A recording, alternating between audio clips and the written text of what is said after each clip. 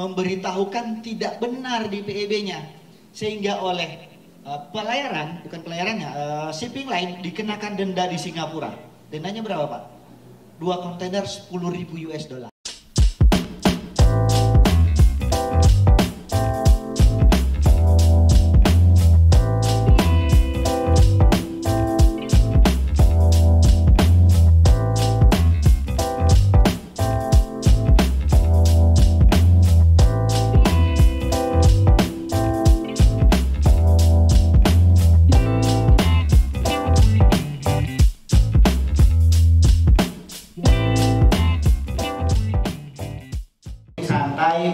Permasalahan yang ada, cuman hari ini memang kita temanya adalah mengurangi biaya-biaya, sehingga harapannya ke depan nilai produk ekspor kita itu semakin bersaing, karena biaya-biaya yang harusnya tidak ada, maksudnya memang tidak usah ada, ya udah hilang aja, nggak usah dipikir, jangan tiba-tiba muncul belakangan. Mungkin kita mulai seperti itu, Pak, ya. Nah, pertama, dari sisi biaya cukai yang bisa dikurangi, kita akan bicara bahwa eksportir itu bisa mengajukan PEB sendiri. Samudra Indonesia sebagai PPJK, aduh Bapak hilangkan bisnis saya ini kan. Nah, eksportir itu bisa mengajukan PEB sendiri dan gratis. Semua prosesnya gratis, tinggal mengajukan modul ke Bea dan Cukai Makassar. Biaya PEB kan sekarang kisarannya antara 500 sampai 500, sekitar di atas 500 ke atas, ya. Ada yang kasih diskon-diskon di bawahnya sedikit, sekitar situ katanya. Lumayan kan kalau 100 kali pengiriman sebulan, atau setiap hari ada PEB, lumayan. Saya cerita Bapak Ibu sekalian, ada satu perusahaan besar. Selama ini proses PEB-nya itu ditangani sama satu perusahaannya. Ditangani besar divisinya. Ketemu dengan kami Bea Cukai, kami saran tidak usah pakai PEB, tidak usah pakai itu, bikin aja PEB sendiri. Sekarang perusahaan itu sudah ekspornya luar biasa banyak, salah satu eksportir terbesar, yang mengerjakan PEB-nya cuma 2 orang, satu bosnya, satu anak buahnya yang bikin PEB. Yang selama ini satu divisi, bayangkan Pak, bukan bayar 500 lalu, tapi berapa itu yang bisa dialihkan untuk mengerjakan yang lain, padahal cuma untuk urusan satu PEB. Itu satu. Jadi PEB ini satu cukup mengajukan ke Bea Cukai, syaratnya pun mudah, mengajukan saja, nanti ada perjanjian dengan Bea Cukai pertukaran data. Ketika ada perjanjian pertukaran data, syaratnya adalah ketika ada permasalahan, ada dispute, ada perbedaan data, maka yang dipakai adalah data yang ada di Bea dan Cukai. Cuman itu aja syaratnya, Pak. Gak ada yang lain. Supaya apa, nanti belakangan ketika terjadi permasalahan hukum, ada single data yang ada di sistem Bea dan Cukai. Gratis, jadi tinggal datang. Proses memakainya, cara memakai modulnya nanti diajar. Gak usah takut dikasih modul terus dilepas sama itu, enggak. Diajar cara-caranya. Bayangkan Bapak kalau punya modul sendiri, mengajukan PEB-nya, iya. Ketika ada perbaikan data, bisa melakukan perbaikan data sendiri. Kalau melalui PPJK, Bapak mengajukan PEB-nya, ya. Ada perbaikan data, tambah lagi. Ya. Ada hal-hal terkait PEB lagi, tambah lagi. Lumayan kalau 2-3 kali perubahan data, Pak. Ini saya tidak menghilangkan bisnis Samudra. Ini tentu Samudra punya layanan-layanan yang lain. Kami pakai PEB kami, tapi kami ada layanan-layanan yang lain loh, Pak. Gratis umpamanya, atau diskon kontainer kan lumayan kan. Betul ya? Jadi itu di Bea Cukai seperti itu. Kemudian satu hal. Kemudian yang kedua, denda-denda. Bea Cukai ini kalau sampai sekarang bukan lagi hubungan kalau terjadi kesalahan-kesalahan, bukan lagi di fisik, Pak, kenanya tahan di mana. Sekarang punya denda. Terlambat mengajukan PEB, PEB kan tidak jadi berangkat, batal, lupa mengajukan PEB, batal PEB, denda 5 juta. Kemarin yang kena 120 itu kesalahannya, bagi saya kesalahan minor, Pak. Transfer dananya dari luar negeri tidak masuk ke rekening DHE. bapaknya perusahaan bilang, saya sudah punya rekening DHE, ditunjukkan perusahaannya. Itu Bank Mandiri kalau dia salah. Cuma dana yang masuk tidak ke rekening itu, tapi ke rekening yang lain, BI notif. Kirim ke Bea Cukai, kenakan denda. Lumayan Pak, 100 juta lebih kan. Kemudian ada satu hal lagi lain, kemarin ada satu perusahaan Pak memberitahukan tidak benar di PEB-nya, sehingga oleh shipping line dikenakan denda di Singapura. Dendanya berapa Pak? 2 kontainer 10.000 US dollar. Tidak mesti ada kan Pak, kalau benar semua kan? Nah mesti ada, tapi timbul belakangan. Udah mikirnya kan, oh sudah kirim barang, udah mikir untung nih, kan dapat keuntungan nih. Pak. Malah katanya amsong. Bayar itu kan, bayar denda-denda ini, rencetannya banyak ini. Nah, ini hal-hal yang harus tingkat peduli saja Pak bisa jawab. Itu kalau dari sisi Bea Cukai. Kemudian katanya dari Bank Mandiri ada juga yang bisa lebih murah katanya. Saya dengar-dengar katanya bisa negosiasi kurs ya Bu Retno ya? Katanya bisa negosiasi kurs. Katanya ya, saya tidak tahu juga Pak. Jadi langsung dijawab Bu. Jadi terima pembayaran dari luar negeri katanya kalau kirim dari luar negeri. Terus kalau narik kan ada biaya kurs tuh selisih. Dengan Bank Mandiri katanya nego. Itu bisa nego. Wah, negonya dengan bank katanya. Saya bingung juga nih bagaimana nego dengan bank kan? Nego kurs. Belum lagi nego pembiayaan katanya nego rate katanya juga bisa pembiayaan. Itu karena memang salah satu permasalahan ekspor kita ini ada Pak, satu perusahaan sebut PTA, dia sudah sering ekspor. Terus datanglah pihak ini, bayar mengatakan saya butuh 100 ton, langsung angkat tangan. Bingung. Awalnya cuma sekilo sekian ton, minta langsung 100 ton, bingung. Nah ini mungkin hal seperti itu mungkin terjadi Bapak Ibu. Katanya dengan Bank Mandiri ini katanya lagi. Katanya bisa negosiasi rate. Selain itu yang saya dengar kabar-kabar angin yang katanya juga Bank Mandiri juga bisa membantu pengiriman. Ini nyanyi DHL nih katanya. Katanya bisa membantu mengirim dokumen ekspor dengan bayar di sana.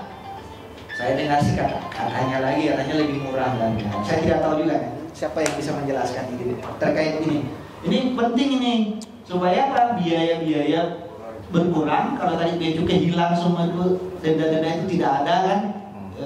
Untung saja, jangan sampai ada pengeluaran belakangan. Nah, di awal direncanakan bisa katanya dengan Bank Mandiri. Mungkin siapa Bu yang bisa menjelaskan atau Pak atau langsung. Nih saya kan baru katanya tadi nih. Nih yang benar nih yang benarnya. Baik, terima kasih Mohon izin Pak Bensam, Pak Adi. Ya. Saya pembukanya. Nah, nanti kalau yang level paling tinggi ada Pak Topan dan ada Pak Bensam. Jadi kan harus ada door open dulu gitu. Menarik sekali Ibu-ibu dan Bapak pembicaraan kita pada siang hari ini. Terima kasih Pak Evi. Saya coba catat dulu 3 hal ya. Nanti kita bisa lanjut lagi untuk diskusinya. Yang pertama itu terkait dengan negosiasi kurs. Betul, Bank Mandiri kita tentunya best effort lah sesuai dengan function kita juga. Kita bisa memberikan kurs yang seksi lah Pak Adi. Lebih seksi daripada saya pastinya. Memang ada minimal nominal gitu untuk bisa melakukan deal kurs. Biasanya sih di 5.000 ya Pak Bensam ya. Jadi kalau nilai transaksinya udah di atas 5.000 USD ekuivalen, nah itu udah bisa kita negosiasikan kursnya biar sama-sama bagus lah. Sisi nasabah juga dapat keuntungannya lebih bagus, Mandiri juga. Nah, sebagai alternatif, kalau seandainya target negaranya itu adalah Jepang, kemudian Cina, kemudian Thailand dan Malaysia, ada 4 negara saat ini, ibu-ibu dan bapak-bapak bisa langsung menggunakan skema LCS atau Local Currency Settlement. Nah, kalau yang biasanya, misalnya dulu gitu kan, misalnya sebelum ataupun misalnya tidak pakai skema LCS, itu kan berarti kita akan kena 2 kali kurs. Misalnya kita dealnya ataupun buyer kita, atau katakanlah kalau misalnya kita import kayak gitu, misalnya dengan Cina. Biasanya kita kan pakainya kursnya US kan ya. Jadi kalau kurs US berarti dari IDR, dari rupiah nanti diubah dulu ke US. nanti sampai sana di Cina dari US diubah lagi ke Cina gitu. Atau misalnya kalau ke Malaysia berarti dari rupiah diubah dulu ke USD, nanti sampai Malaysia dari USD diubah lagi ke Malaysia ringgit. Berarti kan dari sisi ibu ataupun bapak di Indonesia sebagai penjual juga bisa jadi terimanya jadinya kurang gitu karena kena 2 kali kurs dari pembeli yang ada di Malaysia. Nah kalau nanti menggunakan local currency settlement itu langsung dari Malaysia itu diubahnya langsung ke rupiah. Dari Cina renminbi ya itu langsung diubah ke rupiah. Thailand baht bisa langsung diubah ke rupiah. Japanese yen nih yang banyak tadi kalau saya dapat informasinya kan banyak yang mengekspor ke sana. Dari Japanese yen bisa langsung diubah ke rupiah menggunakan skema local currency settlement. Nanti boleh kita diskusi lebih lanjut. Nah nanti dari nasabah bisa membandingkan mana yang lebih efektif. Kita tidak akan memaksakan. Artinya ada alternatif. Ibu-ibu dan bapak-bapak bisa menerima dalam bentuk US atau bandingkan saja dulu. Kalau misalnya saya terima langsung dengan skema LCS, gitu ya, langsung terima IDR, mana yang lebih efektif dan mana yang lebih menguntungkan. Itu bisa menjadi alternatif. Jadi ada 4 ya para hadirin yang bisa kita manfaatkan karena ini kerjasamanya udah diinisiasi langsung oleh Bank Indonesia. Jadi udah government to government. Ada 4 negara, silakan. Ada Jepang, ada Malaysia, ada Thailand, dan ada Cina. Nah, itu jadi alternatif selain tadi bicara terkait dengan kurs. Nah kemudian yang kedua di pembiayaan. Memang menarik nih Pak Topan ya kalau bicara pembiayaan. Kami ada juga, terima kasih sudah bergabung Mas Sahala, ini dari SME atau kredit menengah lah, menengah ke atas. Ada juga dari mikro, kalau kreditnya agak imut-imut gitu. Nah sebenarnya begini, saya izin share saja karena saya bukan pelaku ya, lebih ke artinya belajarnya itu dari pelaku ekspor gitu lah, atau melihat dari apa yang terjadi di international trade. Nah biasanya kalau kita katakanlah terima potensi pembelian dari luar negeri gitu. Kemudian sarananya misalnya menggunakan LC, kan sebenarnya kalau pembayaran itu kan ada 4 jenis ya, bisa menggunakan open account. Jadi kalau open account itu barang dikirim dulu, baru sesudah diterima dibayar. Ya, kita tidak sarankan itu. Atau menggunakan advance payment. Jadi dibayar dulu, baru barang dikirim. Atau menggunakan documentary collection. Jadi dokumen nanti bisa dikirim lewat bank, baru nanti kalau dokumennya udah diterima sesuai mereka melakukan pembayaran. Atau menggunakan LC. Nah, fokus alternatifnya para hadirin, kami sarankan ke beberapa nasabah gitu ya. Kita bisa combine dari beberapa tipe pembayaran tadi. Jadi gini, kalau katakanlah nih bayarannya ya, misalnya kita punya target atau pesanan nilainya gitu, butuhnya modal kita gitu untuk pesanan 500 ton misalnya, kita butuh modal misalnya 1 miliar misalnya gitu. Nah 1 miliar itu ibu-ibu dan bapak bisa coba negosiasikan dengan buyer. Misalnya 20% boleh nggak di DP gitu. Jadi pakai DP dulu. Alasannya saya kan juga perlu lihat dong ada ini serius atau enggak gitu. Jangan minta pakai documentary collection semuanya. Saya kan perlu juga ngelihat kalau ada serius, ya saya serius kan gitu. Ada bargaining yang bisa kita lakukan. Jadi kita bisa kombinasikan. Misalnya 20% itu kita minta sebagai DP. Ya kalaupun misalnya mereka juga pengen keamanan, buktinya kalau misalnya saya mau kasih DP boleh gitu, kayak tadi misalnya kirim sampel dulu gitu ya, atau katakanlah sudah ada bukti uji lab bahwa produk saya, produknya ibu-ibu dan bapak-bapak itu sudah memenuhi persyaratan kualifikasi di negara tujuan. Nah itu alternatif negosiasi bisa seperti itu. Kita bisa manfaatkan untuk DP dulu. Atau nanti di LC-nya itu bunyinya ada klausula boleh dicairkan dulu sebagian dengan syarat dokumen apa atau red clause istilahnya. Nah ada banyak alternatif. Jadi kami selalu memberikan semangat kepada rekan-rekan yang misalnya yang masih pemula gitu ya untuk melakukan ekspor gitu. Padahal gimana ya Mbak Eno, ya saya tuh punya pesanan 5 ton gitu. Kalau langsung kok kayaknya saya nggak mampu. Nego mas, coba partial shipment boleh atau tidak gitu. Jadi kan karena kalau langsung berpikir 5 ton kayak gitu kan, wah modalnya saya butuh berapa? Nah, kita bisa coba negosiasikan boleh nggak partial shipment. Jadi 1 ton dulu gitu kan. Nah paling nanti yang perlu kita perhatikan pasti terkait dengan harga. Tapi intinya untuk yang masih pemula ataupun yang sedang mencoba ekspor, kalau kata Pak Adi pasti bisa, insya Allah, bismillah gitu. Ada banyak cara yang bisa kita lakukan, jangan hanya terfokus kayak pembiayaan butuh modal sekian. Kita bisa coba berbagai macam alternatif, nanti kita bisa bicarakan. Pun misalnya nanti ternyata dibutuhkan terkait dengan modal, nah silahkan nanti boleh discuss dengan tim kredit kami atau ke Pak Bensa atau Pak Ivan dulu, nanti kita akan referensikan kredit apa nih yang paling tepat, yang paling sesuai dan memenuhi ekspektasi dari para eksportir sekalian. Oke, kemudian untuk pengiriman dokumen langsung atau masih mau lanjut dulu? Pak, kita kasih dulu sesi dulu. Boleh. Pengiriman dokumen kita belakangan dulu. Tapi masih ada katanya disimpan-simpan sama dia. Jangan keluar semua dulu kan. Saya tadi kasih ini saja nih, gambaran awal saja. Nah, mungkin tadi ada istilah-istilah perbankan yang baru, mungkin kadang masih belum paham ya, masih belum memahami. Salah satu yang penting di situ prosesnya adalah intinya Bank Mandiri bisa memfasilitasi pengiriman dokumennya, ya kan? Kan selama ini kalau Bapak Ibu ketika ada yang konvensional seperti ini, ketika barang sudah berangkat kan butuh dibayar, butuhnya itu kan ketika ada sudah dokumen pengirimannya, OIB-nya dan semacamnya.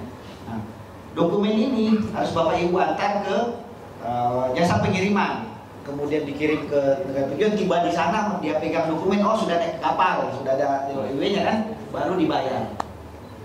Oleh Bank Mandiri difasilitasi tadi, dokumen itu dititip di Bank Mandiri, pokoknya Bank Mandiri yang proses sampai proses pembayaran. Artinya ke situ, simpelnya sederhana seperti itu. Dengan bahasa tadi ada banyak bahasa ini, istilah-istilahnya kan. Gampangnya itu. Sederhana seperti itu. Tapi insya Allah lebih mudah lagi kalau sudah ketemu dengan CS-nya Bank Mandiri, pasti lebih mudah lagi, bisa sederhana lagi.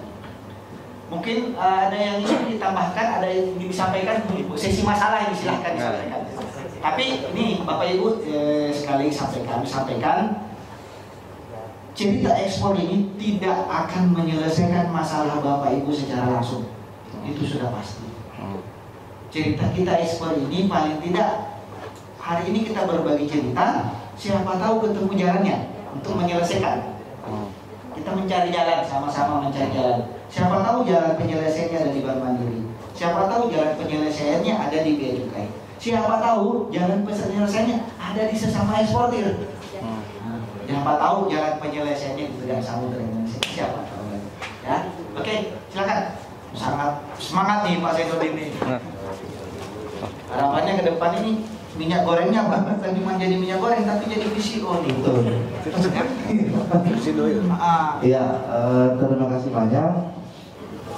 Sebenarnya yang kami tangkap kami dari pelaku usaha sebenarnya semuanya simpel. Itu intinya bagi kami. Dan tadi dari Bank Mandiri, alhamdulillah dengan penjelasan yang simpel juga bahwa Bank Mandiri itu siap memfasilitasi. Intinya seperti itu.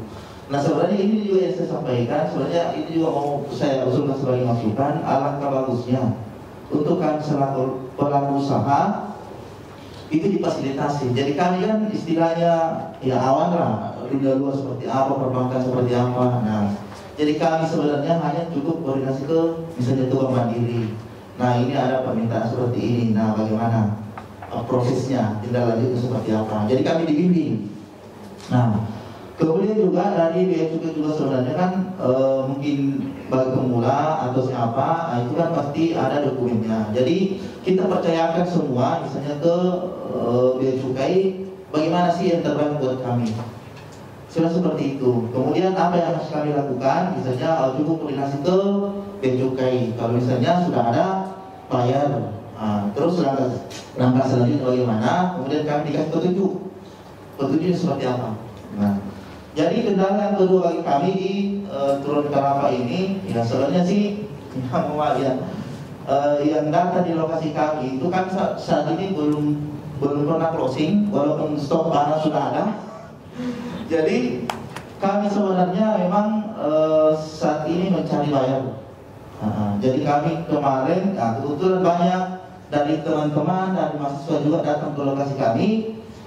Itu kalau kami daftar bukunya itu mungkin hampir 100 dari berbagai macam apa itu kelompok apa semua, ada pribadi, ada apa, ada dari Bone, ada dari Shopping, ada dari Palopo, ini lagi mau datang dari Gorontalo. Cuma ini ketika sampai di sana tertarik, tapi ditunggu dirinya belum ada. Nah itu, jadi akhirnya barang kami juga produksi juga, misalnya Coco Fiber. Yang kita tahu ini Coco Fiber itu dibutuhkan di Cina. Nah, cuma masalahnya Coco Fiber kami di sini sudah ada 1 kontainer sekarang. Itu menumpuk. Nah bahkan kami sudah merawat dari segi kualitasnya oke lah, dari Cina katanya spesifikasinya itu panjangnya sekitar 7 sampai 35 cm. Itu pun kami sudah penuhi. Kemudian juga dari segi perawatan kualitasnya. Jadi penjemuran kami itu tidak lagi pakai di mendasar di tanah. Jadi kami pakai rumah-rumah supaya Coco Fiber ini tidak kotor. Nah itu kan, nah itu juga kami ada. Nah walaupun kami rawat seperti itu sampai sekarang kami belum closing. Kendalanya adalah belum ada buyer, belum deal. Nah seperti itu. Terus kendala yang kedua tentu untuk meningkatkan produktivitas yang dibutuhkan modal. Ya mungkin kebetulan kami juga mandiri, tapi alhamdulillah saat ini kami sudah mulai koordinasi dengan Bank Mandiri. Nah, jadi bukan lagi misalnya bank lain, dan kemarin sempat mau koordinasi ke Bank BRI, tapi yang paling respon dengan usaha kami mungkin dari BRI belum percaya kalau ada usaha di tempat itu. Nah, cuma kan Bank Mandiri ini dia cepat responnya. Bahkan sempat kami tanya-tanya yang di Bulukumba ini bisa apa yang harus dikerjasamakan antara Bank Mandiri dengan usaha kami. Menurut kami, pikiran kami, saya kira Bank Mandiri ini membeli produk. Itu kemarin itu kan kami punya produk, ada minyak goreng, kursi apa dan sebagainya, ada briket. Nah, jadi saya tanya sama Bank Mandiri, apa yang mau dikerjasamakan? Ternyata dia tidak beli produk. Dia tidak beli produk. Jadi dia cuma membantu. Ini tujuannya apa Pak? Jadi saya bilang tujuannya ekspor. Nah, ini disampaikan. Saya tanya, bisa tidak di sini LC? Misalnya kan begitu. Ya dia bilang bisa Pak. Nah, jadi saya bilang betanda kesyukuran. Saya tidak perlu capek-capek lagi ke Makassar, saya cukup di Bulukumba saja mengurus LC-nya. Nah, terus kendala yang kedua kami adalah dari segi fasilitas Bank Mandiri sendiri. Di lokasi kami itu kan pedesaan. Di sana tidak ada ATM. Ya, sementara kami ini bagian produksi itu biar malam, biar juga misalnya hari-hari libur, tetap kami melayani pembelian bahan baku. Iya, jadi bahan bakunya ada. Karena kami masuk bahan baku itu kadang tak 20.000 biji itu 1 hari. Nah, sementara transaksi kami orang ini mau tunai semua. Jadi petani ini mau tunai. Nah, salah satu kendalanya adalah ketika misalnya kan kami mau kerjasama sama Bank Mandiri, tapi untuk masalah permodalan di situ itu bagaimana? Nah, kalau misalnya ada yang mau dijadikan agen Mandiri Link, mungkin bisa. Cuma masalahnya di sana kurang modal. Bisa disuplai modal. Ya seperti itulah. Ya itu sekian. Assalamualaikum warahmatullahi wabarakatuh. Waalaikumsalam. Kita satu-satu Bapak Ibu ya. Jadi kita jangan mengumpulkan masalahnya, kita satu-satu coba kita urai permasalahan disampaikan Pak Zainuddin.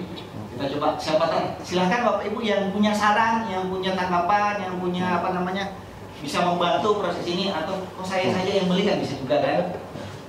Oke, saya duluan ya. Silakan Pak. Saya mohon maaf nih, mohon izin karena ada acara lagi di kantor, saya duluan. Tapi kalau ada acara lagi nanti saya bergabung lagi. Ya, Bapak Ibu saya izin. Ya. Ya, sukses dan manfaat untuk pagi hari ini, siang ini ya. Izin ya, Assalamualaikum. Ya. Saya bawa nih, enak banget nih. Pak Topan, makasih banyak ya. Ya. Oke Pak ya. Ya. Semuanya ya, izin ya. Pak. Ya. Silakan Pak Topan. Kalau kita melihat dari permasalahan Pak Zainuddin, kita bagi 3 hal Pak. Satu terkait dengan perbankannya, aku sudah aware dengan Mandiri, agen Mandiri kan, sudah aware ini malah potensial sebenarnya. Tidak ada ATM menjadi ATM-nya gitu. Cuma terkait permodalan tadi lagi ya, kembalian. Oke. Kemudian kebutuhannya terkait dengan bea cukai, terkait single proses. Jadi kalau ada permasalahan ke satu tempat saja. Ini Kemudian yang kedua, yang ketiga, ini utama sebenarnya, bahan baku masuk terus tapi belum closing. Oke, yang pertama mungkin silahkan di Bank Mandiri dulu melihat permasalahan Pak Irul ini seperti apa. Mungkin ada solusi-solusi bisa diarahkan atau bahkan bisa ada langsung yang bisa dieksekusi di sini. Silakan. Pak Tupan. Kan ada solusi kan? Kebetulan Pak Irfan ini kan transaksional banking. Oh, transaksional. Tapi daerahnya di Bulukumba. Silakan dulu Pak. Kuenya ini kayaknya tidak akan habis nih kalau cuma dilihat-lihat kuenya. Cuma ditatap-tatap kan. Silakan sambil Ya, tangkap betul, Pak. hidangannya sudah di rumah. Baik, terima kasih untuk menanggapi tadi Bapak ya terkait dengan transaksi. Gitu ya. Jadi alhamdulillah memang kami sudah ada cabangnya di Bulukumba, mungkin sudah dekat dengan lokasi tempat Bapak usaha dan petani-petani di sana. Cuman mungkin untuk ATM mungkin sudah ada juga ya Pak di sana ya, di Bulukumbanya, di cabangnya ya Pak. Kalau di Bulukumba kota ada. Di desanya ini. Baik, mungkin sebenarnya kita ada alternatif juga untuk sarana pembayaran selain menggunakan ATM. Kita juga ada agen BB. Itu tadi Bapak sudah menjelaskan juga terkait dengan agen BB ya. Jadi agen BB ini juga bisa membantu sebagai perpanjangan tangan kami bank itu untuk masyarakat sekitar sana untuk melakukan transaksi. Jadi artinya kalau misalnya memang tujuannya memang untuk yang jauh-jauh sih Pak, yang tidak terjangkau dengan kantor kami gitu ya. Nah nanti untuk menjadi agen BB pun syaratnya sangat mudah Pak. Nanti Bapak akan dilengkapi juga alat untuk pembayarannya menggunakan mesin edisi.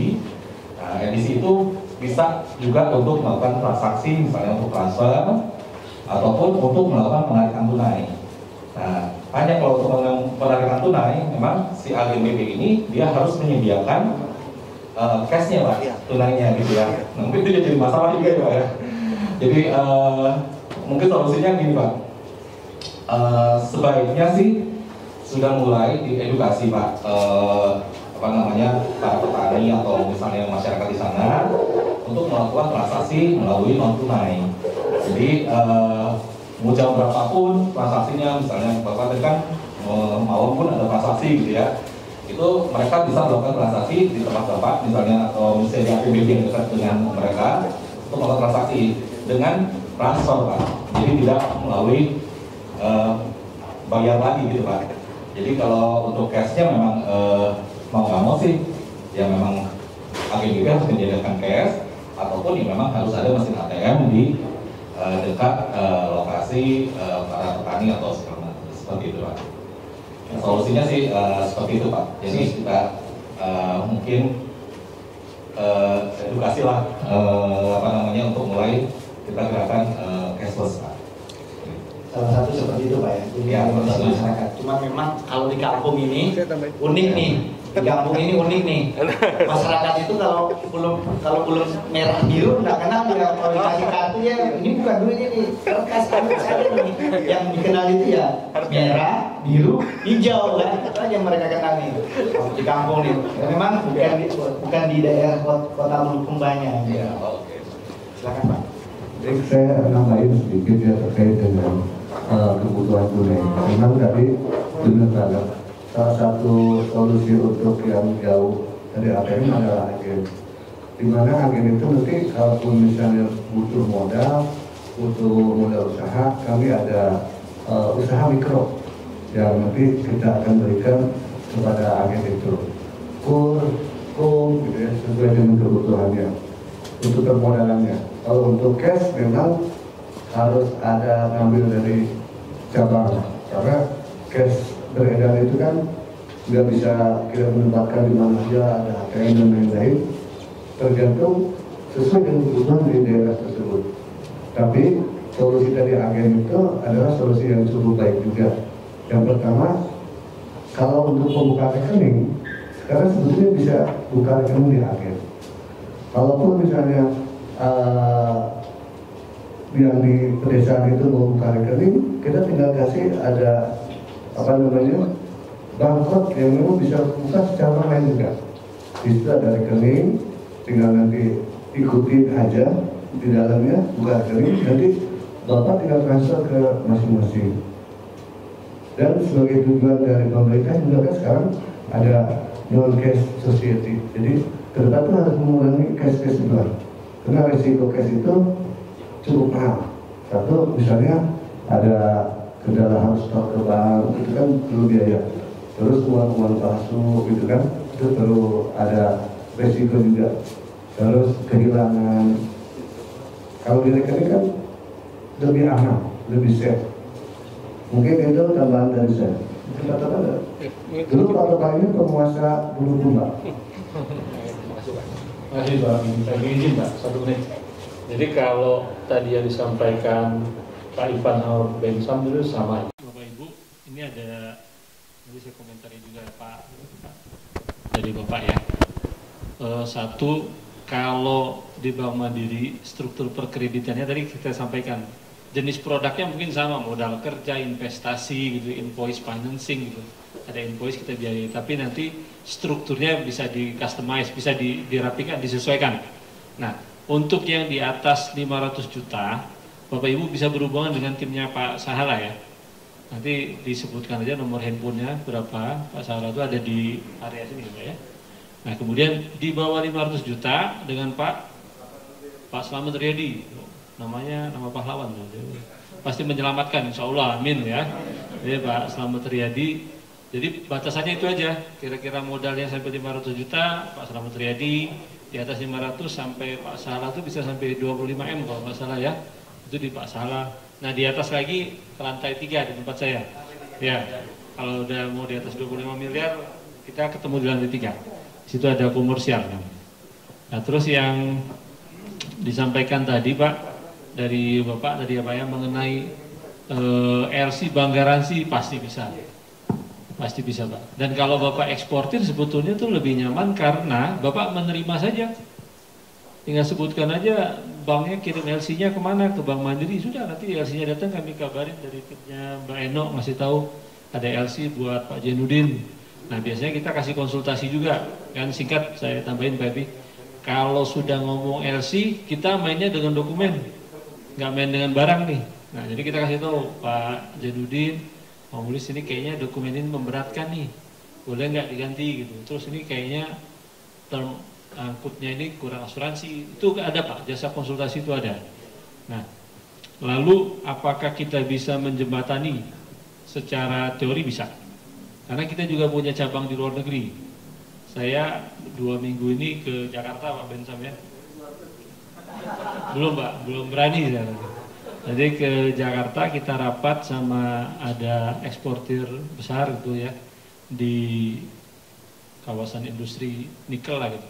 Itu kita temukan sama Mandiri Shanghai.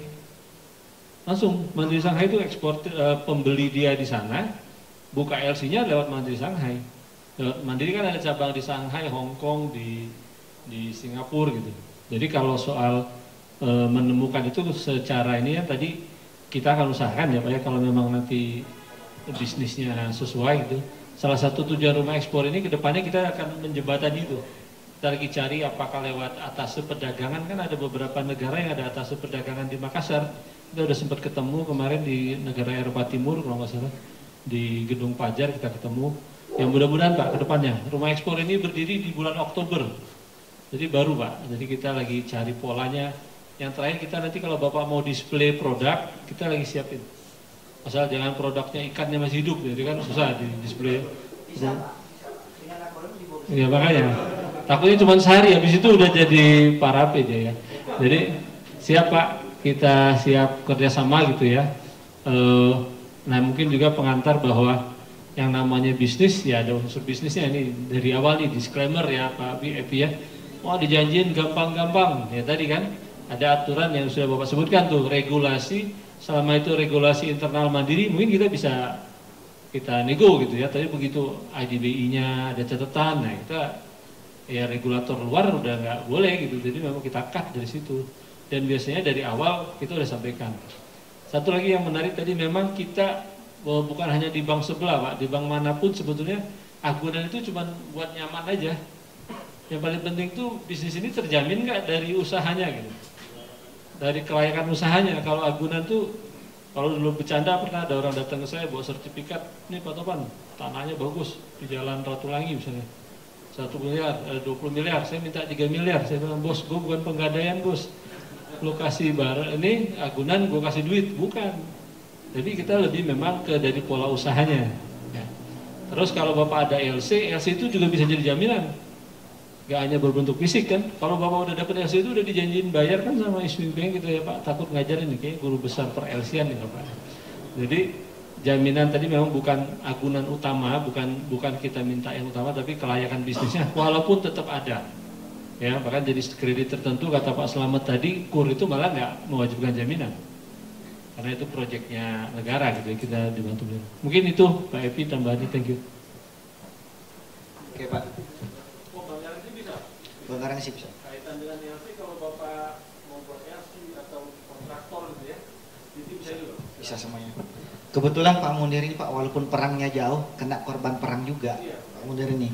Iya, jadi perangnya di sana, korbannya ada di sini salah satu ini. Ekspornya stop. Ini salah satu. Mudah-mudahan segera baik Pak. Iya, seperang berakhir. Nah, tadi Pak sudah disampaikan, paling tidak di Bank Mandiri sudah ada portofolio Bapak punya stok apa? Bukan kursinya apa namanya? Fibernya, fibernya kan. Kalau ekspor kursinya mungkin agak panjang nih, tapi kalau fibernya ini yang sudah pasarnya sudah ada jelas kan, sudah ada portofolionya, sekalian dibantu cari. Kalau tempat lain kalau pas pertemuannya di Bea Cukai saya akan deretkan yang lain, tapi karena pertemuannya di sini dengan Bank Mandiri dulu kan. Nah, selebihnya kita japrian. Kemana Bapak harus mencari kan? Ini juga terkait dengan single proses. Saya terkait penyampaian masalah kedua single proses. Memang Bea Cukai itu ada di ujung untuk ekspor mengajukan PEB. Tapi sebelumnya itu ada dokumen-dokumen lain. Sebelum guna bahari ekspor rumput laut, maka dia akan berhubungan dengan BKIPM untuk mendapatkan HC. Dari dasar HC inilah yang diproses menjadi PEB. Melalui modul yang tadi bisa gratis di Bea Cukai ya, karena sistem kita sekarang beda zaman dulu Pak. Dulu kan Bapak Ibu bikin PEB, antar ke BKIPM, setelah di sana lengkap diantar lagi ke Bea Cukai, jadi panjang jalurnya, ujung tol sana masuk lagi ujung tol sini. Sekarang nggak perlu lagi, kalau sudah ngurus di BKIPM akan melaporkan di sistem cloud, ketemunya nanti di National Single Window Cloud-nya. Ketika Bapak Ibu ngajukan PEB melalui modul, ke sistem itu akan mencari sudah ada izin dari BKIPM atau tidak di sistem. Kalau sudah ketemu nih ada izinnya, perusahaan A ada izinnya, maka langsung dapat persetujuan ekspor. Jadi tidak usah mondar-mandir kemana-mana. Nah, tapi memang secara fisik tidak bisa selesai semua di Bea Cukai. Bapak Ibu harus datang ke BKIPM.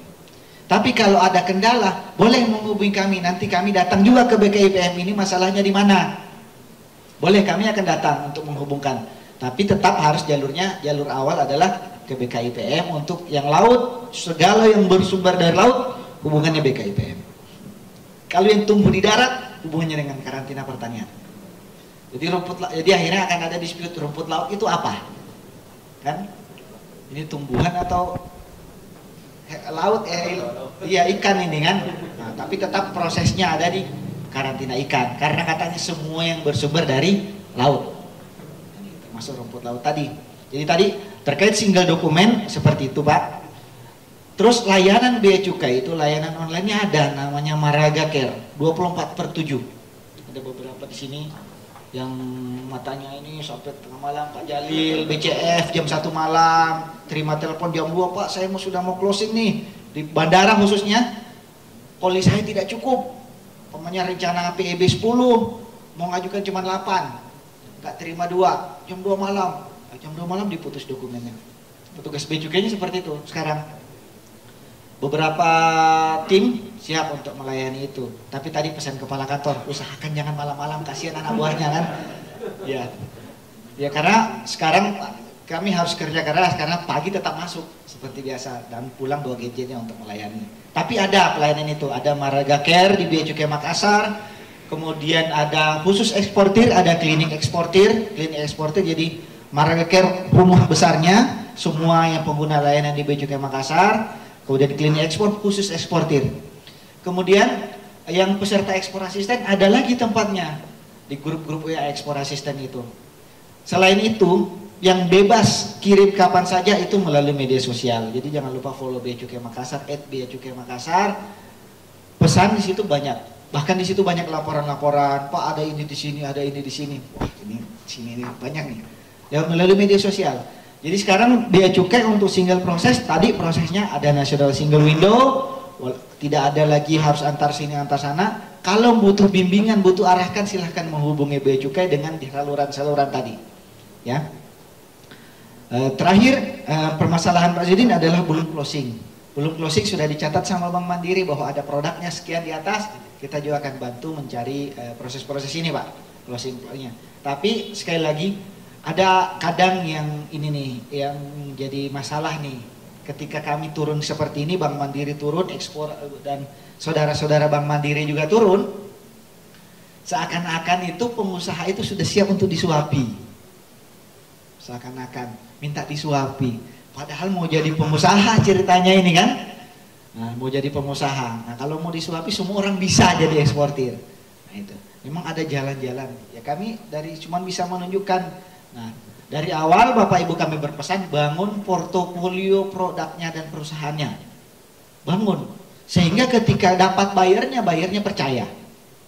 Ya, kan Bank Mandiri, kemudian saudaranya, kemudian FTA Center, Bea Cukai ini cuma menjadi perantara. Dealnya ini kan dengan buyer. Nah, buyer kan tidak lihat Bapak, tidak lihat produk, dia lihat portofolio. Bangun portofolionya dengan apa?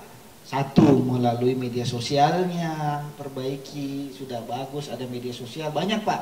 Kemudian ada ya laporan keuangannya, kemudian paling tidak kalau mau lebih ekspor lagi, bikin website khusus untuk perusahaannya, ya, dibiasakan. Jadi akan tampil semua, sehingga pembeli ini melihat, oh ini profesional nih perusahaan, ini benafit nih.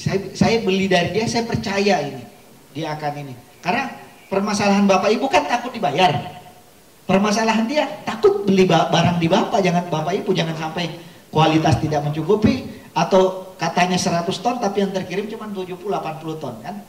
Ini masalah kepercayaan. Nah, ini harus dibangun dari membangun portofolio di media sosial, website dan semuanya yang bisa dia akses, bisa dia lihat.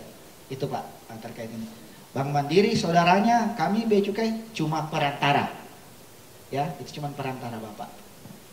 Itu Pak, dari Pak Senudin saja sudah 3 ini dan sudah menghampiri makan siang ini masalahnya. Ya, kami tadi menjadwalkan ini cuma selesai 11.30 Pak. Silakan Pak dinikmati yang ada dulu. Ya, silakan. Ini kan sekarang biaya proyek Pak, tolong dibantu biaya proyeknya. Bantu bagaimana supaya bisa turunkan. Sekarang ini, aduh. Untuk ada yang nanya Pak, sebelum saya nanya, untuk ada yang nanya kan? Ya gini, itu terkadang lebih mahal biaya proyek daripada keuntungan. Betul. Bahkan 2 kali lipatnya. Itu bikin pusing betul Pak. Betul. Itu. Ada sekarang yang produksi. Kemarin pertemuan terakhir di sini Pak, ada yang itu di sini di mana ya? Yang ada yang band itu apa namanya? Guano. Ada sampai sekarang belum bisa ekspor karena ke Amerika berapa ratus juta kan. Yang besok ini rencana ekspor kopi ke Amerika, untung tembus 10 ton kopi specialty ke Amerika juga. Sudah dijelaskan oleh Pak Wahyu kemarin dari Samudra Indonesia terkait freight ini, terkait biaya kontainer ini. Dia seperti apa ya, banyak variabel, banyak hal yang terjadi, mulai dari kelangkaan kontainer yang sering kita dengar, yang umum kita dengar adalah ada kelangkaan kontainer. Yang lain yang lebih dalam adalah kelangkaan sarana pengangkutnya, karena kebanyakan tadi sarana pengangkut. Jadi awal pandemi ini, secara gini, awal pandemi Bapak Ibu sekalian, memelihara kapal kan fixed cost ya, fixed cost. Jadi jalan atau tidak kapal, duit keluar nih shipping line ini. Akhirnya mereka mengambil keputusan, mungkin ya seperti kasarnya seperti itu. Harusnya scrapping sudah 20 tahun, kapal sudah 18-19 tahun mamanya kan. Rencananya naik tahun depan. Tapi karena terjadi pandemi nggak ada permintaan, udah langsung scrap. Kapalnya dihancurkan, pesan kapal baru.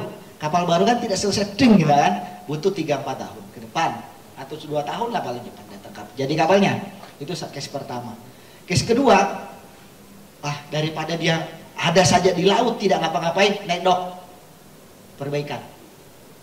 Sehingga ada kekurangan jumlah kapal yang selama ini melayani, kekurangan. Terasa juga imbasnya ke Indonesia. Imbasnya apa? Saya melakukan pengiriman biasanya 1-2 hari. Kalau laut itu cepat dari Jakarta, sekarang sudah seminggu lebih nggak sampai pengiriman itu. Ternyata banyak perusahaan-perusahaan luar mencari jalan pintas karena tingginya permintaan, mencari di negara-negara di mana ada kapal, termasuk salah satunya Indonesia. Disewakan, dileasinglah keluar kapal kita, terjadi kekurangan di dalam negeri. Ini banyak faktor yang ada di dalam terkait kontainer ini, dan saya rasa diserahkan ke Samudra Indonesia pun Samudra Indonesia ya gitu Pak, ya gini Pak gitu. Ya. Dalam negeri ada tadi kan tadi sebagian kapal ini pindah jalan lainin rute luar negeri nih Pak, sehingga rute dalam negeri ini yang dulunya 100 yang lainnya sekarang mungkin 50 kan gitu. Itu problemnya ini. Jadi ada kontainer, ada kapal, kemudian ya ada hukum ekonomi, permintaan tinggi, suplai kurang, ya pasti harga naik. Ini memang faktor yang luar biasa, akan berakibat ke semua ini, ke semua semua penggunanya. Tapi bukan cuma Bapak yang agak ini, Samudra pun merasa aduh, kontainer saya kurang, mau jual ini, mereka pun mengeluh sebagai agen pelayarannya, sebagai forwardernya pun mereka mengeluh. Bahkan saya dapat curhatnya Pak dari agen pelayaran. Biasanya mereka bisa closing, Bapak pesan kontainer ke agen pelayaran namanya kan. Hari itu dia langsung bisa pasti besok dapat kontainer. Sekarang forwarder itu nunggu Pak ya. Bisa jadi forwardernya sendiri tidak dapat kontainer seminggu untuk ekspor Pak. Bisa jadi karena memang kontainer ini menumpuk. Jadi memang permasalahan ini adalah permasalahan kompleks yang tentunya bukan istilahnya bukan membuat kita berhenti, tapi memang akan ketemu keseimbangan baru. Mudah-mudahan segera berlalu, short supply ini segera cepat teratasi, kemudian perang cepat berlalu. Nah itu sehingga semua proses perdagangan normal, harga kontainer ya saya perkirakan tidak mungkin kembali ke harga asalnya, tapi paling tidak dia akan mendekati harga normalnya, seperti itu Pak. Nah ini memang problem yang di mana-mana. Kalau ada Pak Arif Pak Bentengi di sini kena semprot lagi Samudra Indonesia di sini. Saya tadi WA nggak diangkat Pak. Kalau ada bisa ini kan asosiasi. Ya. Ini kenapa kontainernya mahal gitu? Dijawab Samudra juga, ya gini Pak, ya gitu Pak. Nggak ada solusi, makanya kita nggak bahas karena tidak ada solusi. Nggak ini. Itu Bapak Ibu sekalian terkait dengan kontainer. Kemudian ke depan Pak, mungkin dari Guna Bahari, kami dari Bea Cukai itu mengharapkan kan sudah 500 Pak ya, naik level, naik kelas menjadi penerima fasilitas fiskal. Jadi kalau masukkan beli dari dalam negeri semuanya tidak kena PPN. Kalau lumayan Pak, tidak kena PPN, tidak kena. Kalau datangkan mesin pengering umpamanya kan, datangin pengeringnya tidak kena biaya masuk, pajak dan semacam ini, penerima fasilitas. Namanya fasilitas kawasan berikat. Kalau yang besar sekarang ada 2 Pak. Satu di Makassar banyak, sudah banyak. Yang paling besar, yang paling sering kita dengar adalah Pinrang, kemudian Bantaeng. Ini Bantaeng lagi eksplor, lagi perbesar lagi pabriknya di sana. Guna Bahari harapannya melangkah ke situ Pak, ke fasilitas ini. Kita bisa konsultasi nanti ke depan, kira-kira akan seperti apa lebih bagusnya. Jadi ada tadi pengurangan biaya-biaya di Guna Bahari bisa lebih baik dari segi pembiayaan, pajak-pajaknya bisa tidak terbayarkan walaupun nanti bisa restitusi kan, tapi paling tidak di awal tidak keluar duit dulu. Itu yang di Guna Bahari. Mungkin Bapak Ibu terakhir mungkin silakan, atau kita lanjut sampai sore. Kalau lanjut sampai sore saya balik kanan Pak. Di sini dulu Pak, ini anak muda dulu ini Pak. Anak muda ini yang semangatnya luar biasa, yang mengembangkan ini rumput laut di kampung, di masyarakat, disampaikan Pak. Silakan ada buyer, ada ininya, ada pengelolanya, ada eksportirnya, supply, dan nanti mungkin kita bisa lebih lanjut ke ekspor. Bank Mandiri mungkin bisa dicatat juga Pak bahwa siap menyiapkan produk, dicarikan buyernya ini Pak, dicarikan buyernya. Ya, terima kasih. Mungkin saya juga akan mengajukan beberapa pertanyaan mengenai hal teknis. Begini Pak, kan kemarin saya sudah sempat komunikasi dengan beberapa buyer di luar negeri. Kemudian gini kan saya ini bersama ada teman dan kami kan ini dari kampung. Kami bukan perusahaan besar yang punya modal usaha yang besar juga. Kemarin itu saya pernah deal dengan buyer dari China dengan jumlah sekian. Kemudian saya tanyakan persoalan teknisnya di masalah pembayaran. Saya sampaikan kepada buyer bahwa kami ini Pak bukan perusahaan besar. Saya jujur sama buyer saya tidak mau persoalan munafik dan sebagainya. Saya sampaikan bagaimana keadaannya dan dan di luar ekspektasi dia menerima keadaan saya bahwa Pak, hal itu sebenarnya bagus karena kamu itu adalah bekerja dari petani langsung. Saya tanyakan sama bayarnya, kalau begitu Pak, bisa tidak untuk sekian persen saja berikan down payment sebagai biaya operasional saya untuk persiapan barangnya, biaya dokumennya, apalagi biaya ongkos pengirimannya kan, apalagi ya kita tahu lah biaya kontainer sekarang mahal-mahal. Tapi ya begitulah namanya juga berdagang, ada juga yang nakal-nakal. Kebetulan buyer saya ini yang di China sudah pernah melakukan down payment di Indonesia dan ternyata dia kena tipu. Gitu. Jadi beberapa buyer juga di China untuk rumput laut, mungkin Bapak juga tahu, ada beberapa eksportir katanya dari Indonesia, dia minta down payment, tapi setelah dikasih down payment sekian persen, menghilang atau jumlah yang dikirim tidak sesuai dengan perjanjian kesepakatan. Jadi dia minta LC. Di situ saya kebingungan karena saya butuh modal kerja juga, modal usaha untuk untuk persiapkan barangnya sama ke petani. Dengan petaninya, alhamdulillah sih saya bisa membangun hubungan emosional, hubungan kepercayaan. Saya sampaikan secara sederhana bahwa LC itu seperti ini, gak aman. Setelah dokumennya lengkap, kita bisa pencairan dan saya bisa kasih uangnya langsung. Ya aman lah, kebetulan beberapa supplier ada hubungan darah, jadi ya bisalah kita saling percaya. Tapi ini lagi, saya kan sebagai mahasiswa, ketika dapat bantuan dari Bank Mandiri, apakah pelunasan dari bantuannya ini per bulan atau per transaksinya? Karena kan kalau per bulannya saya ini sebagai mahasiswa mati ini saya ini. Apalah ya. Kemudian ya mungkin bisa atur lah, mungkin sekali transaksi Bank Mandiri bisa biayai ketika pelunasannya ya mungkin Bank Mandiri bisa ambil sekian persen dan ambil juga dengan biaya yang pernah saya bantu. Selebihnya berikan ya ke pihak eksportirnya lah, saya juga dong. Kemudian ada lagi Pak, ini mungkin juga bagi forwarder, mungkin ada lagi forwarder ya? Iya, mungkin ada beberapa oknum dan mungkin juga teman-teman yang lain dapat ini. Kita sudah menghubungi beberapa forwarder, jaring komunikasi. Ternyata bukan cuma buyer yang ghosting Pak, forwarder juga suka main ghosting. Kita komunikasi, saya sampaikan Pak, saya sudah bangun komunikasi dengan buyernya seperti ini. Kita sudah intens komunikasi di WA apa dan segala macam. Nah, oh iya Pak, kita bantu dan segala macam. Ketika saya mau ini minta penawaran apa dan segala macam, ya menghilang.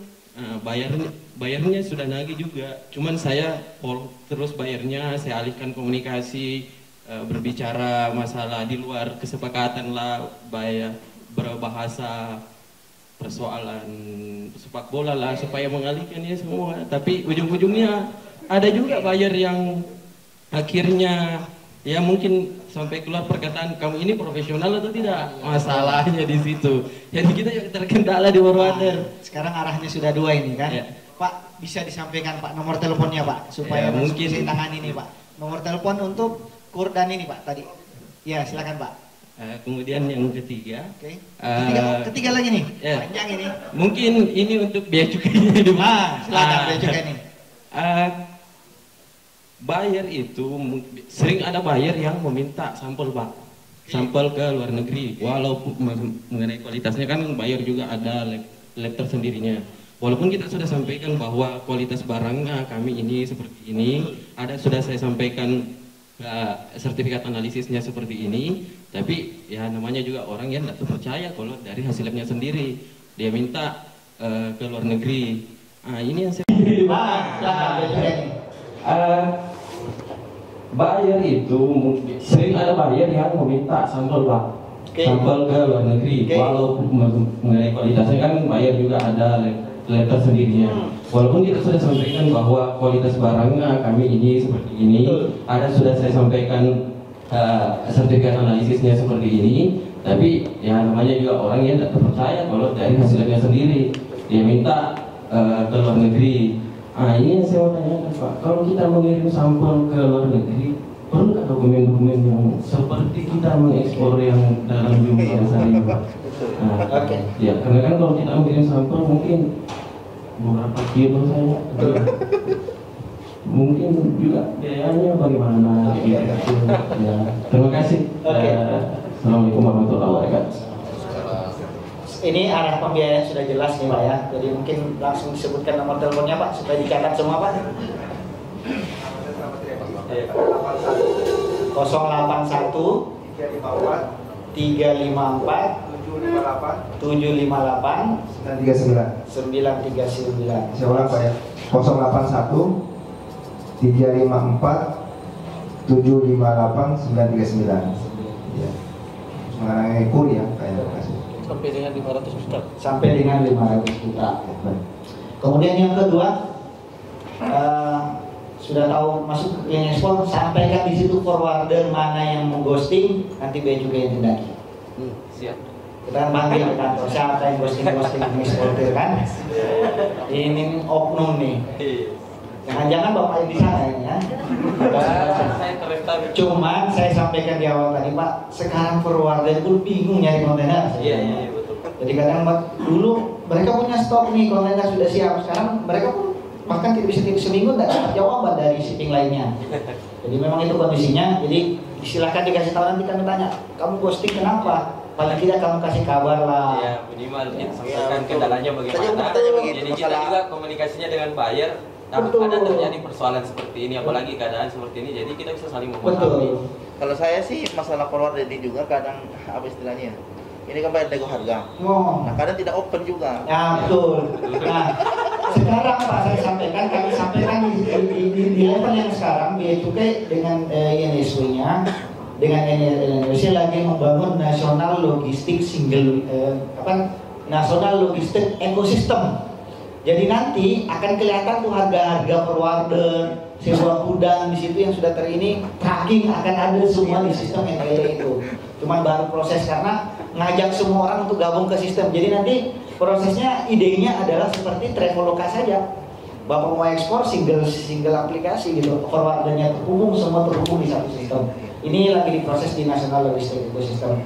Kalau di Makassar ini DO online yang di pelabuhan sudah jalan, sekarang lagi proses ke tracking. Jadi tracking itu mau digabungkan dalam sistem. Jadi Bapak bisa pesan di satu platform. Jadi ke depan. Kemudian terakhir terkait bea cukai tadi apa lagi? Yang kalau ngirim sampel. Ngirim sampel. Ini Pak, bea cukai itu mengatakan kalau ngirim sampel tidak butuh dokumen. Aturannya bea cukai. Lewat kantor pos. Tapi kuantitinya bagaimana? Di bawah 100 kilo. Di bawah 100 kilo tidak membutuhkan dokumen PEB, langsung pakai dokumen pengiriman CN namanya, consignment note-nya. Langsung kayak kirim lokal saja. Itu aturannya bea cukai, memberikan spesial ke kantor pos. Ternyata ini ada ternyataannya ini Pak. ternyata kantor pos bekerja sama pengirimannya dengan DHL. DHL bukan penerima fasilitas. Masalah lagi. Akhirnya apa? Ketika DHL yang kirim ditanyakan sampai juga dokumennya mana? Ini problem. Karena fasilitas itu melekat ke kantor pos di sini. Ini masih kami jajaki lebih dalam. Kami sudah ketemu dengan direktur regionalnya di sini. Ke depan mudah-mudahan segera ada solusi Pak terkait ini. Khususnya sampel-sampel ini memang harus segera dorong. Tapi itu tadi biaya cukainya sudah kasih fasilitas, tidak butuh dokumen, tidak butuh ini, ternyata eksekusinya lain gitu. Padahal sudah nyata-nyata di aturan kantor pos dispesialkan, ada spesialnya pakai telur dia, nasi gorengnya pakai telur dia. Itu Bapak Ibu sekalian. Mungkin itu saja Pak. Ada lagi? Ada saran ini untuk teman-teman yang masih baru dan Bapak tadi katanya belum ada buyer, belum dapat. Jadi begini, kebetulan saya juga mahasiswa, Bapak bisa manfaatkan mahasiswa di luar negeri, bisa follow akun Instagramnya Ikatan Mahasiswa, misalnya China, Ikatan Mahasiswa Indonesia Tiongkok. Di situ banyak pengikut-pengikutnya. Bapak bisa cari banyak di situ dari Sulawesi Selatan, bisa bangun komunikasi secara pribadi. Saya juga secara pribadi begitu, sebagai mahasiswa, saya cari teman-teman mahasiswa di luar negeri. Ya begitu. Ya. Kalau istilah pelatihan kami itu yang saya bilang itu call friend. Call friend. Jadi cari teman sebanyak-banyaknya. Itu. Jadi tadi menghubungi diaspora, menghubungi mahasiswa gunakan. Ada yang lucu Pak terkait ini. Ada anak pegawai dieksportir cupang Pak. Kamu tuh cuma lain orang ini anak saya eksportir. Oh siap dong, saya juara ini kan. Jadi saya ceritanya dia bangun ekspor itu apa? Ekspor cupang itu kan kalau dalam negeri cuma 50-100 ribu ya biasanya harga normalnya. Dia bisa jual 1,5 juta, 2 juta ke Eropa. Sistemnya apa? Dia balik ini saya tidak ngajarkan kalau jumlah besar ya. Ini orang tidak percaya, kadang kirim duit tidak dikirim cupangnya. Kalau dia balik, ya sudah kalau kamu mau saya kirim cupang saya belakangan pembayarannya. Dan jumlahnya masih ini kan masih bisa di inilah. Jadi ada memang permasalahan di kita terkait ekspor ini, ada oknum yang merusak. Bukan cuma perdagangan internasional, tapi di level lokalnya juga ada yang merusak. Nah ini sesuatu yang harus kita perbaiki ke depan, kita perbaiki sama-sama, kita edukasi sama-sama. Mudah-mudahan terbuka pintu hatinya untuk sama-sama jujur sehingga tidak ada orang lain yang dirugikan. Tapi itu proses panjang yang harus bukan cuma bapak-bapak tapi semua pihak termasuk pihak Bank Mandiri untuk bisa ini. Paling tidak Bank Mandiri sudah megang, oh di sini ada komunitas ini ada komunitas ini, bisa nanti diinikan. Saya ada pertanyaan terakhir Pak. Mungkin tidak Bank Mandiri menjadi pihak ketiga yang men-state bahwa orang ini profesional. Kan tadi kan dianggap tidak profesional ya, dianggap tidak profesional sehingga ada ketidakpercayaan. Mungkin tidak karena dia nasabah Bank Mandiri, ada track record, terus Bank Mandiri mengatakan, oh acknowledge gitu. Saya mengetahui kapabilitasnya dan dia adalah orang yang terpercaya. Itu mungkin tidak Bank Mandiri masuk sebagai pihak ketiga, menjelaskan sebagai sisi bahwa dia adalah orang yang pas gitu, orang yang cocok. Mungkin Pak seperti itu. Terima kasih Tami. Jadi kalau mungkin iya, di bank itu ada fasilitas namanya reference letter, surat keterangan bank. Nah, tapi atas permintaan nasabah tentunya dia ngasih tahu kalau buat pernyataan ke siapa, setelah jadi nasabah berapa lama. Ada nasabah yang minta disebutkan saldonya, kan saldo itu rahasia kan. Tapi dia untuk kebutuhan tertentu dia perlu state. Tapi atas permintaan nasabah kami bisa buat surat keterangan bank, surat dukungan bank, bahwa kami kasih tahu bahwa PT ini sudah jadi nasabah kami sekian, bisnisnya sekian, terus kalau memang mau disebutkan terima LC dan Mandiri kan sesuai kayak yang kami punya kan. Tadi kata Bang, masih ada track record di kita bahwa transfernya sebulan tuh misalnya ada berapa kali dari negara mana, sesuai permintaan kita buatin Pak surat dukungan itu. Ada surat dukungan bank. Ya, coba. Jadi dengan surat dukungan bank itu sudah terlihat profesional gitu ya, terlihat profesional. Memang sudah menampilkan cirinya bahwa dari pembiayaan percaya. Ini Pak, saya mau jam 11 tapi bapaknya kayaknya semangat nih mau nanya. Mohon kita pesawat terakhir ya. Gak apa-apa ya, Bapak Ibu sekalian ya. Di belakang juga. Oh, di belakang juga. Aduh. Saya jadi tidak enak nih. Baik, terima kasih. Ya mungkin tidak akan dibahas di sini karena mungkin yang otoritasnya tidak ini. Ya temanya kan tadi bagaimana meminimalkan cost ya supaya produk kita punya daya saing di luar ya, pasar internasional. Nah, stakeholdernya kan untuk ekspor itu bukan hanya produsen dan juga pemerintah, bagaimana memotivasi supaya terjadi ekspor memasukkan devisa ke negara. Nah, perlu juga dipikirkan trader ya, artinya ya jadi kendalanya untuk trader itu adalah kalau misalnya Bapak ini misalnya belanja ke petani itu kan tidak ada VAT-nya, tidak ada PPN-nya. Nah, kalau kita trader beli ke produsen yang langsung pabrik misalnya itu kan akan terbit faktur. Otomatis 10%. Pada saat kita juga tawarkan keluar itu dengan nilai 10% saya sudah psikologis pricing ini sudah kalah kita dengan produk-produk yang saya jual. Karena saya tanya teman-teman saya di Malaysia, kalau mereka trader pun kalau mereka belanja di pabrik misalnya atau apa, itu mereka cukup mengisi form bahwa ini produk dia beli untuk ekspor lagi. Kita kan ekspornya 0% PPN-nya. Nah ini kan memang ada restitusi misalnya sampai 6 bulan 1 tahun, tapi itu kan untuk ekspor UKM seperti kita itu agak repot. Dan juga daya saingnya kita gitu, bahasa kita dapat 10% misalnya itu sudah berat sekali kita bersaing di luar. Nah misalnya mungkin ini kan bisa dipikirkan mungkin peluang untuk perbankan misalnya mungkin VAT-nya ada, PPN-nya ada, tapi dikit di perbankan. Begitu ekspornya terrealisasi secepatnya, misalnya kita menggunakan proses perbankan juga, otomatis juga VAT-nya bisa balik lagi langsung ke kita, nggak mendapat lagi di negara sampai berbulan-bulan yang menyulitkan cash flow kita gitu. Karena kan ya saya lihat di negara-negara mana banyak trading house itu yang banyak berperan untuk meningkatkan bukan hanya produsen sama pemerintah. Jadi mungkin perlu dipikirkan ya, mungkin memang perannya dia juga, tapi kan serumah dengan pihak perpajakan yang saya mungkin dipikirkan bagaimana mekanismenya untuk menggunakan PPN ini tidak memberatkan supaya bisa mendorong ekspor lebih banyak lagi dari trading house gitu. Kira begitu ya. Saya jawab langsung Pak ya. Ini sebenarnya fasilitasnya sudah ada loh Pak. Namanya fasilitas berikat dari Bea Cukai. Nah yang tadi Nur Hari kan berharap menjadi kawasan berikat, di mana dia mengelola barang-barang ini untuk diekspor kawasan berikat. Ada juga namanya fasilitas PLB, pusat logistik berikat. Bisa nanti menimbun barang di situ semua bebas. Jadi ketika keluar tidak ada proses restitusi tadi, pusat logistik berikat Pak. Kalau di Makassar ada 1 pusat logistik berikat. Nah, kemudian bisa jadi mungkin ujungnya ada salah satu fasilitasnya adalah gudang berikat. Bisa. Jadi pokoknya ada beberapa fasilitas berikat yang mungkin nanti cocok. Silakan datang ke kantor Bea Cukai untuk berdiskusi lebih jauh terkait ini. Tapi itu sudah ada Pak. Namanya fasilitas berikat. Untuk mengurangi siklus PPN tadi pajak ini. Jadi membeli lokal tidak kena PPN lagi. Seperti itu Pak. Jadi karena kan tujuannya ekspor ya.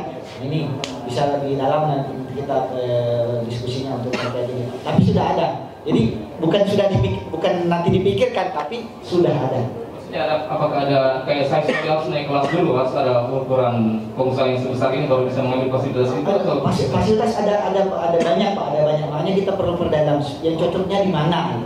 Kita perlu perdalam Bapak di posisi mana. Apakah dia cuma nimbun, apakah ada proses pengolahan, ataukah Bapak mendatangkan barang dari luar negeri untuk dicampur dengan barang di Indonesia diekspor lagi, apakah itu atau yang lain. Jadi kita perlu lihat lebih detail proses ini, sehingga tadi seperti Bang Mandiri ya fasilitas mana yang cocok. Intinya dia adalah fasilitas berikat, di mana proses ada PPN ini tidak dibayarkan kalau dia sudah ekspor. Ada, jadi sudah tidak dipikirkan, tapi memang sudah ada fasilitasnya. Oke Pak ya, silakan kita nanti diskusi lebih jauh Pak. Terakhir Pak, ini terakhir dari terakhir nih, karena materinya mantap. Silakan. Terima kasih. Assalamualaikum warahmatullahi wabarakatuh.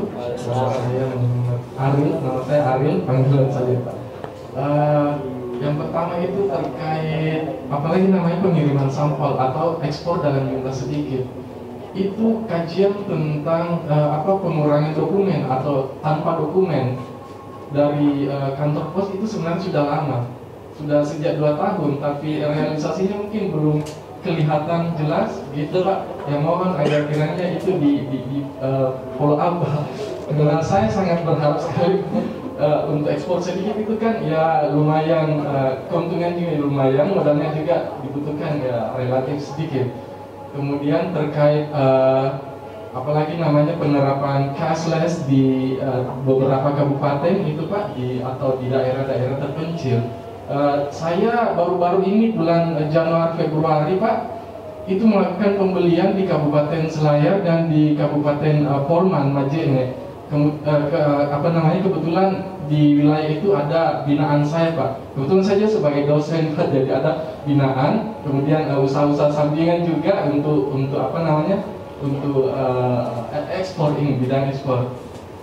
Nah, kendalanya Pak itu di lapangan mereka belum mengenal itu yang namanya transfer melalui mobile banking atau BI Fast. Fasilitasnya ada, cuman mungkin sosialisasinya mohon maaf karena saya agak ini ya sosialisasinya masih agak kurang gitu Pak. Kemudian untuk di forwarder mungkin itu yang masalah yang paling kelihatan itu di Kabupaten Selayar Pak, itu monopoli perdagangan. Maaf ya Pak, saya terlalu frontal mungkin menyebut ini.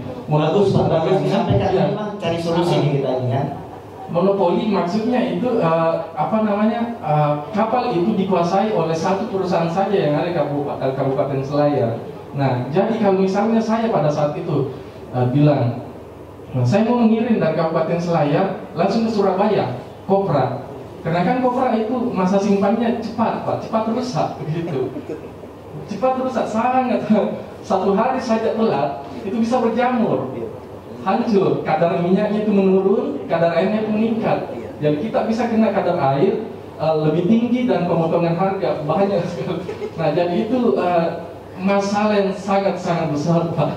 Karena kalau dari Selayar dikirim dulu ke Makassar, kemudian dikirim ke Malaysia, itu membutuhkan waktu yang sangat lama. Sedangkan di Selayar kan belum ada direct langsung, tidak mungkin juga.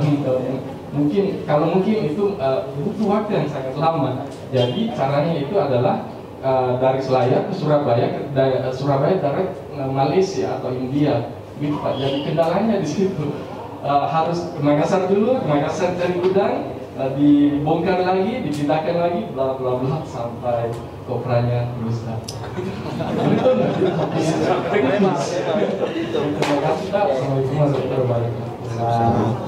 Ini saya langsung Pak ya, langsung jawab yang terkait dengan pos ya.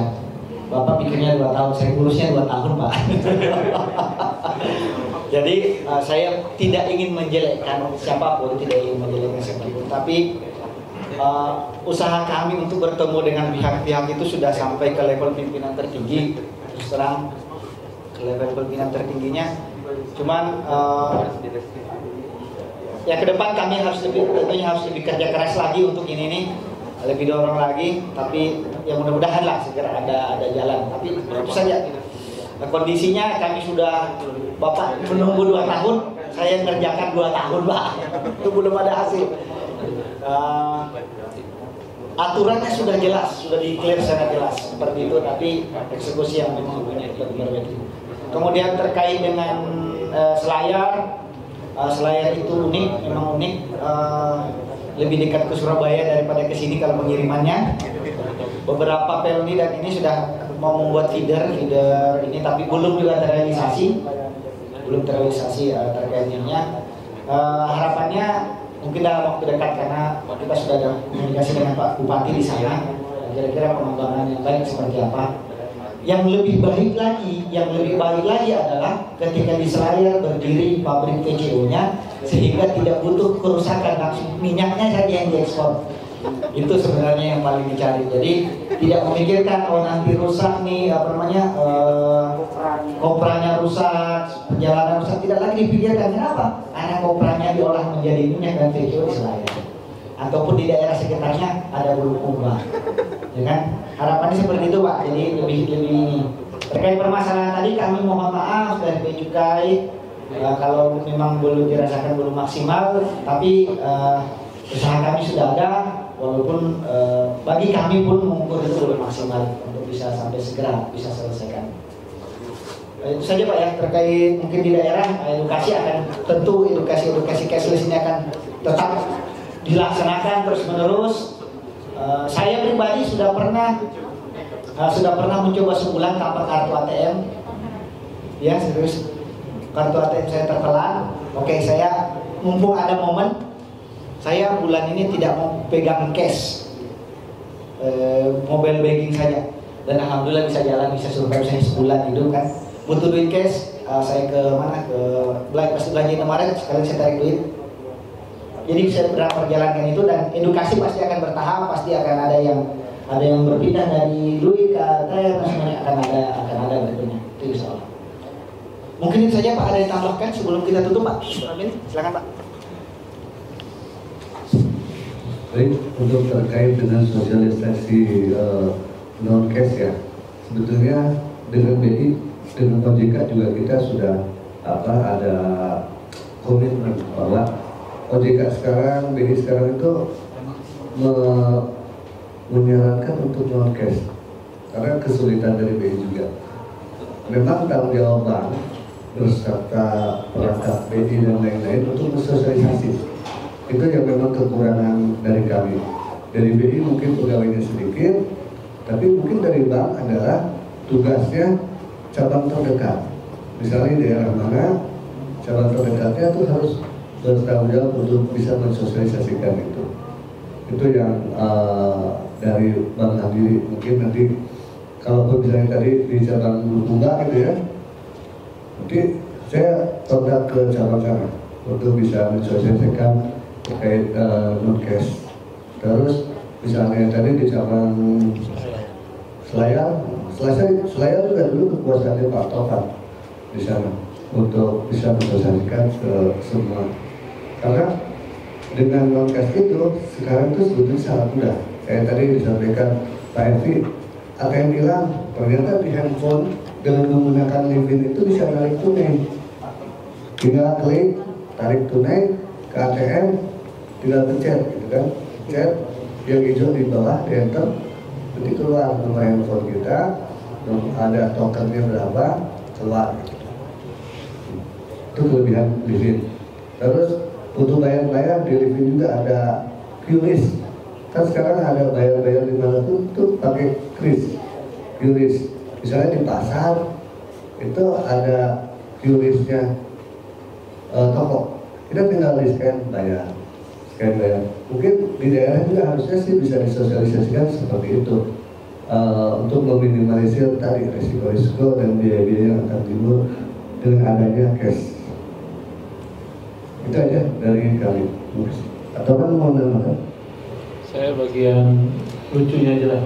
Jadi tadi sekarang percuma kalau ATM dipegang istri. Karena dengan fasilitas mandiri terbaru kita bisa narik tanpa ATM. Jadi ibu saya kasih tahu itu. Kalau suaminya sekarang nasabah mandiri, dia punya Livin, dia bisa narik tanpa ATM. ATM kasih istri aja. Kasih aja, biar saya. Tapi thank you Bapak, acara ini menurut saya baik sekali. Mungkin ada Mbak Eno nanti, tapi mungkin saya sambung langsung aja. Kita ada grup WA Rumah Ekspor Mandiri Mbak Eno ya. Bapak Ibu silakan masuk di grup WA itu, informasinya bagus. Tadi nanti ada penawaran, ada yang lagi mau beli ini, ada yang punya nggak? Nanti ada yang jawab. Terus ada informasi, ada forum-forum webinar, ada forum-forum ekspor impor seluruh Indonesia. Kan sekarang online ya Pak ya. Ada di situ. Jadi Mbak Eno boleh diinformasikan nomor handphonenya berapa? Nanti 08 171 28 182. Kita ulang Mbak Eno. 08 171 28 182. Silakan bergabung di grup WA itu. Tadi ada juga yang dari Bea Cukai. Di sana ada Bea Cukai, ada teman-teman dari Balai Karantina, ada dari Departemen Perdagangan, ada juga dari pelayaran. Saya bisa saling tukar informasi. Thank you Mbak Eni. Terima kasih Pak. Kami sampaikan juga nomor telepon dari layanan informasi BC Makassar 0811 4000 212 11 4000 212. Tapi silahkan juga bisa menghubungi lewat media sosial kapanpun untuk bisa mendapatkan pelayanan dari Bea Cukai Makassar. Insya Allah di grup ini kami akan absensi ini kami akan sampaikan juga ke Bank Mandiri untuk dimasukkan ke dalam grup. Silahkan Bapak Ibu dimanfaatkan semua fasilitas yang ada. Insya Allah banyak teman, banyak rezeki. Semakin banyak hubungan dengan pihak orang lain, maka bisnis insya Allah akan semakin lancar. Insya Allah seperti itu. Mungkin tidak panjang lebar. Mohon maaf kalau dalam kegiatan kita hari ini ada yang kurang pas, belum istilahnya belum sempurna. Sebagai sebuah kegiatan perdana, mudah-mudahan ke depan kita bisa bertemu lagi dalam tema-tema yang lain. Karena pesertanya terbatas, mungkin dengan tema yang lain akan berpindah ke orang lain juga. Tapi siapa tahu Bapak Ibu akan ada di kesempatan yang lain juga. Selain itu, silahkan membangun diskusi langsung dengan Bank Mandiri, dengan kami Bea Cukai Makassar terkait permasalahan Bapak Ibu sekalian. Semoga kita bisa mencari solusi terbaik untuk Bapak Ibu. Sekian, wabillahi taufiq wa hidayah. Assalamualaikum warahmatullahi wabarakatuh. Waalaikumsalam.